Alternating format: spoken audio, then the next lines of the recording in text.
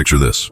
A quiet evening in the heart of Washington, D.C., at a luxurious hotel just blocks from the National Mall. An elderly man, weathered but dignified, steps into the grand lobby. He's carrying nothing but a faded olive green army duffel bag slung over his shoulder. His steps are slow but steady, his eyes fixed forward. He's not here to make a scene, he's here for a reunion. But within moments, the atmosphere shifts. A security guard, young and stern, steps in front of him, eyeing the tattered bag like it's out of place in the polished marble lobby. "Sir, I'm sorry, but you can't bring that bag in here," the guard says. His tone sharp, professional, unyielding. Heads turn. Hotel guests, businessmen in crisp suits, tourists with designer luggage, pause to stare. Some whisper.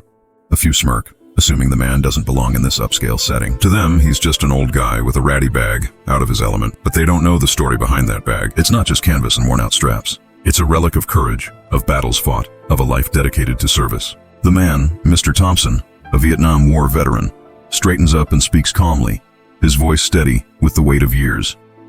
"Young man, this bag's been with me through jungles and firefights. It's not just a bag, it's a piece of me." The guard, unmoved, shakes his head. "Rules are rules, sir. You'll need to leave it outside." The lobby grows tense.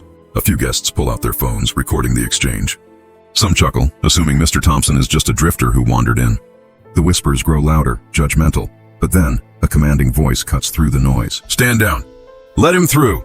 The crowd parts as the hotel manager, a middle-aged woman in a sharp blazer, hurries forward. Her eyes lock onto Mr. Thompson, and her expression softens with recognition. She stops short, snaps to attention, and salutes. "This man is Sergeant Major James Thompson, a decorated veteran of the United States Army," she announces, her voice ringing with authority. "That bag? It carries his bronze star, his purple heart, and letters from the men he saved. He's not just a guest, he's the keynote speaker at tonight's Veterans Gala." The lobby falls silent. The smirks vanish. The phones lower. The guests who mocked him now stand frozen, their assumptions crumbling. Slowly, a woman in the crowd begins to clap. Then another. Soon the entire lobby erupts in applause, not out of obligation, but out of awe. The guard's face flushes red, his posture softening as he stammers an apology. Mr. Thompson, ever humble, just nods, clutching his bag a little tighter. "I didn't come here for applause," he says softly, his voice barely above a whisper. "I came to honor the men who didn't make it back. This bag carries their memory." The room rises to their feet. Not out of pity, but out of respect. For a man who served, who sacrificed, who carried his history in a worn-out duffel. Because true honor isn't about polished appearances or fancy luggage. It's about the life you've lived and the price you've paid.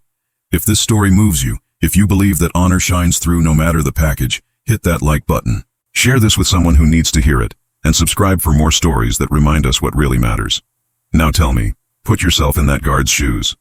What would you have done in that moment?